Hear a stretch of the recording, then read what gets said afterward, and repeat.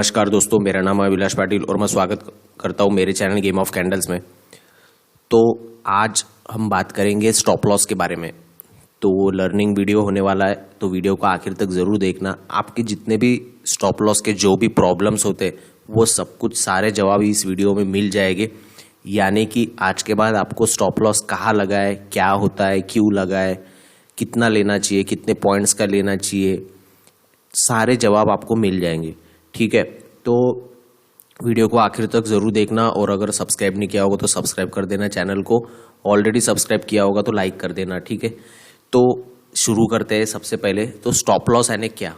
तो सबको पता है स्टॉप लॉस एक बहुत इम्पॉर्टेंट बात है, बहुत इम्पॉर्टेंट चीज़ है हमारे ट्रेडिंग में।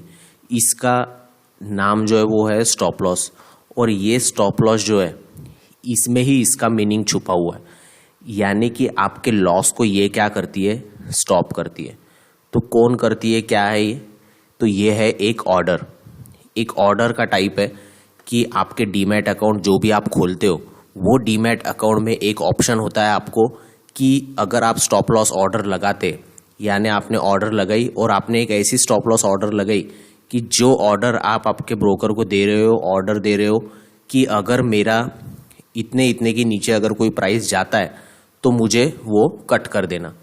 यानी कि सिंपल सी बात है कि आप बोलते हो कि एक पानी की टाकी है, पानी की टाकी भरने के बाद नल बंद कर देना। ये आप क्या कर रहे हो, ऑर्डर दे रहे हो किसी को, आपके घर वालों को, आपके मम्मी को आपने बोल के रखा है कि मम्मी ये पानी की टाकी है, मैंने नल चालू किया हुआ है, जब ये भर जाएगी तब ये बटन बंद कर देना। अगर आप बंद नहीं करोगे ये बटन तो आपका लॉस होते रहेगा। काय का लॉस होते रहेगा? पानी का लॉस, पानी वेस्ट चला जाएगा। ठीक है, तो सेम प्रकार की आप ऑर्डर जो है वो आपके ब्रोकर को देते हो कि ब्रोकर मैंने एक ट्रेड लिया है, 100 रुपये से लिया है, बट जब भी ये चला जाए 90-80 के नीचे तब इसको बंद कर देना, क्योंकि मैं इतना ही लॉस लेने के लिए तैयार हूँ। या फिर आप उसको बोल रहे हो कि 90-80 पे कट कर देना, यानी कि आप उसको एक ऑर्डर दे रहे हो। तो समझ में आया होगा सिंपल लैंग्वेज में कि एक ये ऑर्डर है। अब ये तो सब आपको सब कुछ पता है कि एक ऑर्डर है, लगाना होता है। अब ये स्टॉप लॉस का इम्पोर्टेंस क्या है वो देखेंगे। स्टॉप लॉस का इम्पोर्टेंस ये है आपकी ज़िंदगी में कि ये आपका दोस्त है। दोस्त इसलिए है स्टॉप लॉस क्योंकि ये आपको लॉस होने से बचाएगा, आपका लॉस होने से बचाएगा। ये सबसे बड़ा फ्रेंड है आपका ऑप्शंस ट्रेडिंग के दुनिया में या फिर स्टॉक मार्केट के दुनिया में। अगर आपको पैसे कमाने हैं, कंसिस्टेंटली निरंतरता के साथ पैसे कमाने हैं, तो आपको ये स्टॉप लॉस लगाना पड़ेगा। अगर ये लगाते आप नहीं लगाते तो आपको मार्केट बता देगा कि आप जो है वो यहाँ पे पैसा जो है वो खो भी सकते हो। आप यहाँ पे कितना भी पैसा लेके आओ वो सब जीरो हो सकता है। ठीक है, तो स्टॉप लॉस हमेशा लगाना चाहिए। ये आपका फ्रेंड है, ये आपका दोस्त है, ये आपको बचाएगा। ये आपको बोलेगा कि आप ट्रेड लीजिए, आपका लॉस होता है तो मैं वहाँ पर हूँ। तो मैं कौन हूँ? मैं हूँ स्टॉप लॉस। ठीक है, समझ में आया होगा स्टॉप लॉस की जानकारी। अब कहाँ लगाना चाहिए, क्यों लगाना चाहिए, यानी किस प्रकार से लगाना चाहिए, कितने पॉइंट्स का लगाना चाहिए, ये बहुत कॉमन सवाल आता है बहुत से कमेंट्स में। जो भी स्ट्रैटेजी शेयर करता हूँ, या फिर 5 मिनट्स होते हैं, 50 मिनट्स होते हैं, स्विंग ट्रेडिंग होती है, तो वहाँ पर कौन से टाइप का स्टॉप यानी कितने पॉइंट्स का स्टॉप लॉस और कहाँ लगाना चाहिए। अब अलग अलग प्रकार है स्टॉप लॉस लगाने के।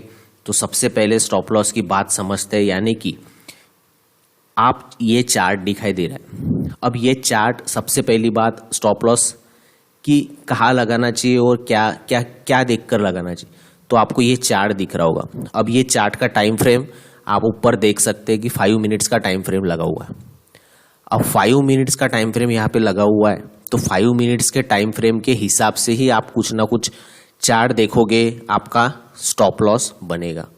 अब कोई जो है वो स्कैल्पिंग करता है। स्कैल्पिंग यानी क्या कि एकदम फास्ट एंट्री ली, एकदम फास्ट एग्जिट की आपके ट्रेड में से। एंट्री लेता है और ज़्यादा से ज़्यादा 2-3 मिनट, 5 मिनट, विदिन अ मिनट्स कोई ट्रेड एग्जिट कर जाता है। 5 मिनट के अंदर 1 लाख, 5 मिनट के जो भी प्रॉफिट है, तुरंत ट्रेड लेने के बाद तुरंत एंट्री लेना और तुरंत बाहर हो जाना। तो स्कैल्पिंग करते हैं, तो उसमें स्टॉप लॉस लगाते नहीं है कुछ लोग। तो उसी को समझाने के लिए बता रहा हूँ कि जो आपकी टाइम फ्रेम है वो टाइम फ्रेम बहुत इंपॉर्टेंट है आपके स्टॉप लॉस के लिए, क्योंकि अगर आप 5 मिनट्स की टाइम फ्रेम देख रहे हो तो उस हिसाब से आपका स्टॉप लॉस जो है वो लगना चाहिए। 15 मिनट्स का टाइम फ्रेम देख रहे हो तो उसके हिसाब से आपका स्टॉप लॉस लगना चाहिए। स्विंग ट्रेडिंग के लिए 1 आवर या 1 डे की टाइम फ्रेम देख रहे हो तो वो हिसाब से आपका स्टॉप लॉस जो है वो लगना चाहिए। अब स्टॉप लॉस तो लगना चाहिए, ठीक है, समझ में आ गया, पर कहाँ लगना चाहिए? तो ये जो चार्ट है, अब ये चार्ट सबके लिए, मुझे भी दिख रहा है, आपको भी दिख रहा है, ये चार्ट पे आप देख क्या रहे हो और ट्रेड कहाँ लेने वाले हो, ये डिपेंड करेगा आपके स्टॉप लॉस के लिए। अब या ये चार्ट पे आपको अभी क्या पैटर्न दिख रहा है, या आप क्या देख रहे हो कि कहाँ पे ट्रेड लेना चाहिए। अब सबसे इम्पोर्टेंट लेवल, अब मार्केट में बहुत सारे पैटर्न है, यानी कि चार्ट पैटर्न्स है, या फिर सिंपल प्राइस एक्शन स्ट्रैटेजी है, 15 मिनट वाली स्ट्रैटेजी है, 5 मिनट्स वाली स्ट्रैटेजी है, या कोई इंडिकेटर यूज़ करता होगा, मूविंग एवरेज यूज़ करता होगा। तो अलग अलग टाइप के स्ट्रैटेजीज मौजूद है मार्केट में। तो आप जो है वो क्या देखते हो चार्ट में जब आप ट्रेडिंग करते हो, ये आपको देखना है। आप अगर सिंपल ट्रेंड लाइन यूज़ करते हो, ये नीचे डाउनफॉल आ रहा है मार्केट में, यहाँ पे ट्रेंड लाइन बनी है, ये अप ट्रेंड है तो यहाँ पे एक नीचे की तरफ ट्रेंड लाइन बनी है। तो जब आप ये ट्रेंड लाइन का ब्रेकआउट का ट्रेड ले रहे हो तो उसके हिसाब से स्टॉप लॉस लगेगा। डाउन ट्रेंड में अगर अप यानी डाउन ट्रेंड की ये ट्रेंड लाइन टूटती है तब आपका ट्रेड लेने की इच्छा है तो उसके हिसाब से स्टॉप लॉस बनेगा। अगर आप डबल बॉटम डबल टॉप ढूंढ रहे हो, ये डबल बॉटम हो गया, ये डबल टॉप हो गया, जिसे एम और डब्ल्यू पैटर्न भी बोलते हैं, तो अगर ये डब्ल्यू पैटर्न आप देख रहे हो तो वो हिसाब से स्टॉप लॉस बनेगा। अगर एम पैटर्न आप देख रहे हो तो वो हिसाब से स्टॉप लॉस बनेगा। आप जो टाइप का सेटअप देख रहे हो आपके चार्ट में, या जो टाइम फ्रेम देख रहे हो, उसके हिसाब से स्टॉप लॉस बनेगा। अब आपको यहाँ पे अगर मैं लेके चलूँ कि चार्ट पैटर्न्स, तो आपको समझ में आ जाएगा कि मेरा बोलना क्या है।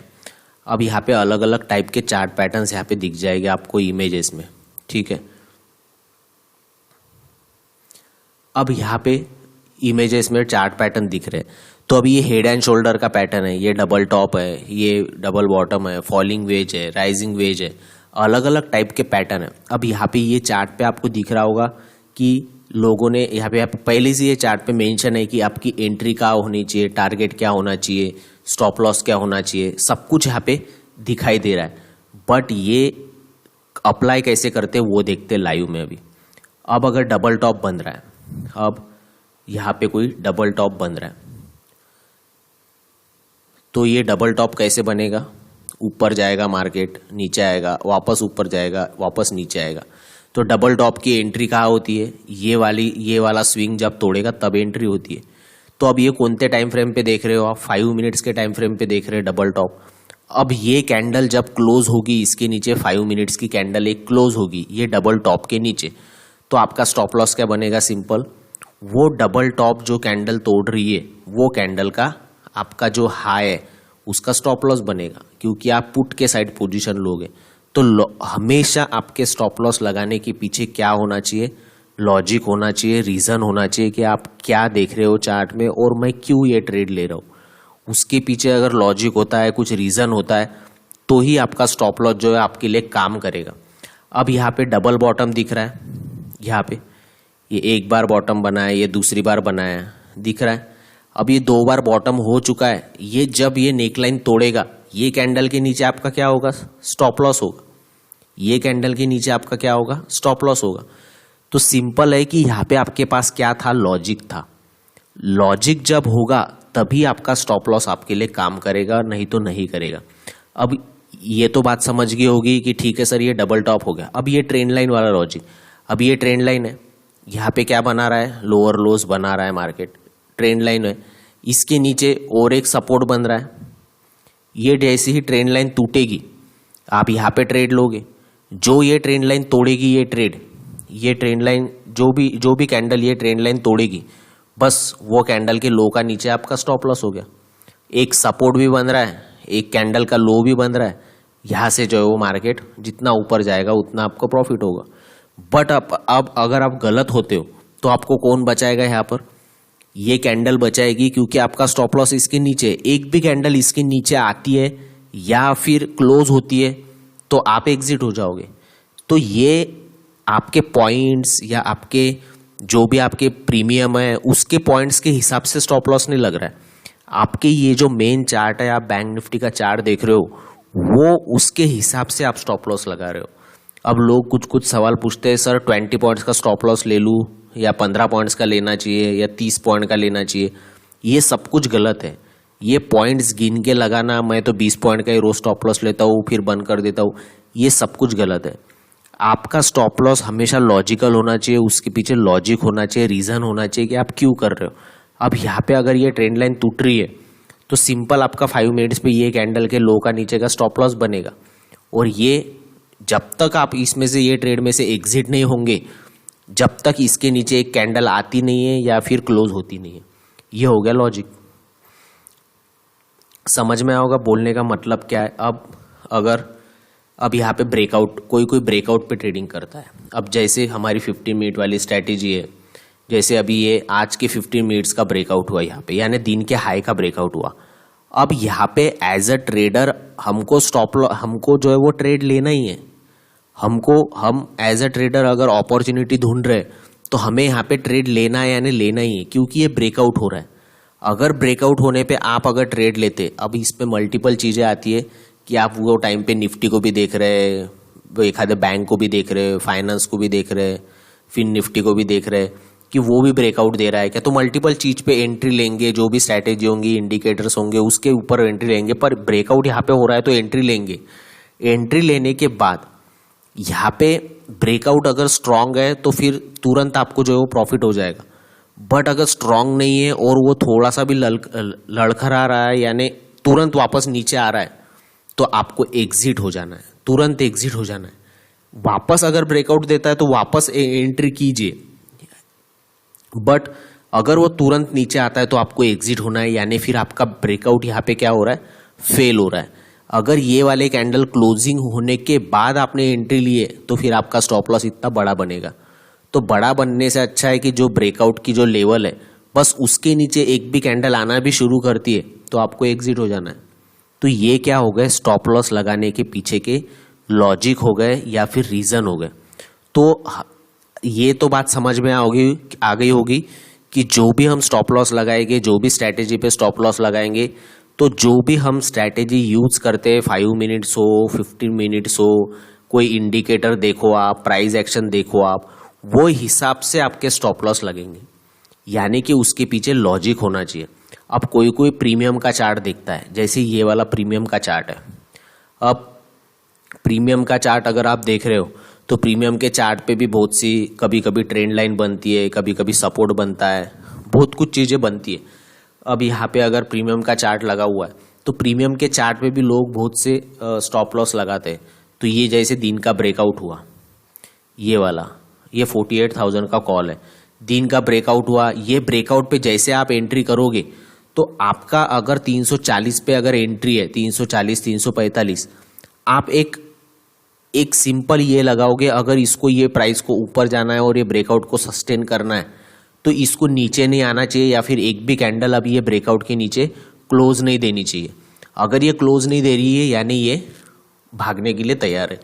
तो यानी मेरा बोलना ये है कि जब भी आप स्टॉप लॉस लगाओगे बस उसके पीछे का रीज़न या लॉजिक होना चाहिए उसके पीछे, यही मेरा बोलना है। ठीक है, तो ये तो हो गई अभी कि स्टॉप लॉस कहाँ लगाए, कितने पॉइंट्स का लगाए और क्या होता है, हमने इस वीडियो में सब कुछ देख लिया। तो और भी कुछ अगर डाउट होगा तो आप पूछ सकते हैं। बट हमेशा अब अगर स्विंग ट्रेडिंग करते हैं आप, अब स्विंग ट्रेडिंग के लिए बड़ा टाइम फ्रेम होगा, तो बड़े टाइम फ्रेम पे भी, टाइम फ्रेम बड़ा हो या छोटा हो उसके हिसाब से अब अगर मान लीजिए अब बड़ा टाइम फ्रेम है, अब एक आधा चार्ट देख लेते कोई। ठीक है, विप्रो में एक डबल बॉटम बना था, विप्रो का चार्ट देख लेते। ठीक है, यहाँ पे 1 आवर का टाइम फ्रेम लगाया हुआ है। अब यहाँ पे भी आपको एक डबल बॉटम दिखाने की कोशिश करूंगा। डेली चार्ट पे दिख रहा है शायद डबल बॉटम। ठीक है, ये डेली चार्ट पे यहाँ पे डबल बॉटम बना है, ये दिख रहा है आपको। मार्केट नीचे आ रहा था और यहाँ पे एक बॉटम बना है, ऊपर गया, वापस दूसरा बॉटम बना है, फिर ऊपर आया। तो यहाँ पे आपने क्या लिया, ये ट्रेड लिया, ये डबल बॉटम पे आपने क्या ट्रेड लिया, यहाँ पे क्या लिया, डबल बॉटम पे ट्रेड लिया।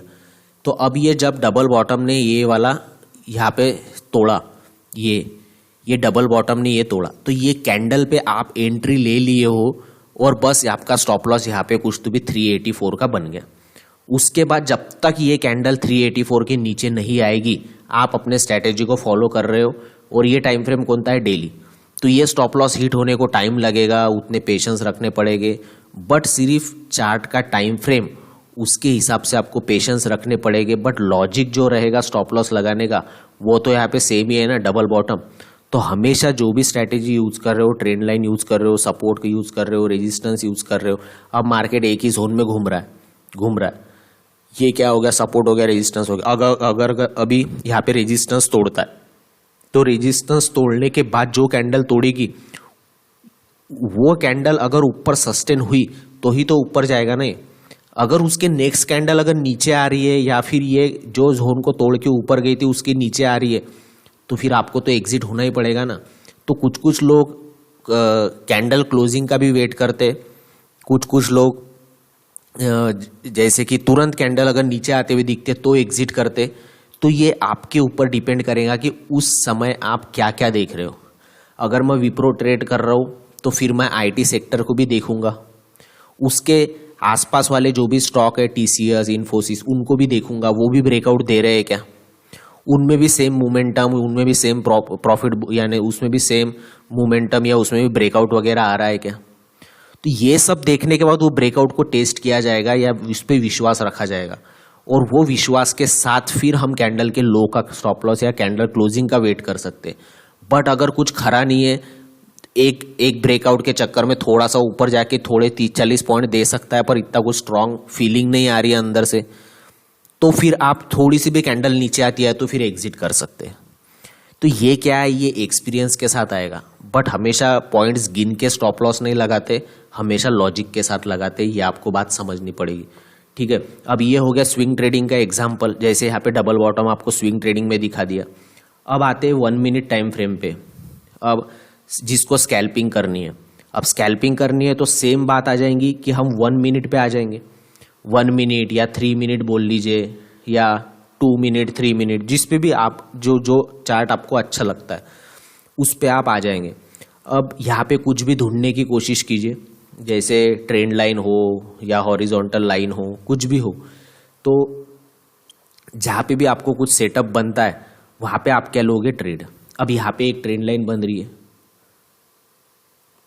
यहाँ पे बन रही है ये ट्रेंड लाइन, ये लोअर लो लगा रहा था, ठीक है, ये कुछ खास इतनी बन नहीं रही है। हाँ ठीक है, ये वाली ट्रेंड लाइन पकड़ लो। अब ये वाली हमने 2 पॉइंट्स मिल चुके थे हमें, हम तीसरे पॉइंट की तलाश में थे यहाँ पे, ठीक है। तो इसने ये ब्रेकआउट दे दिया, ठीक है, ये जाने दो, दूसरा कोई ले लेते एक,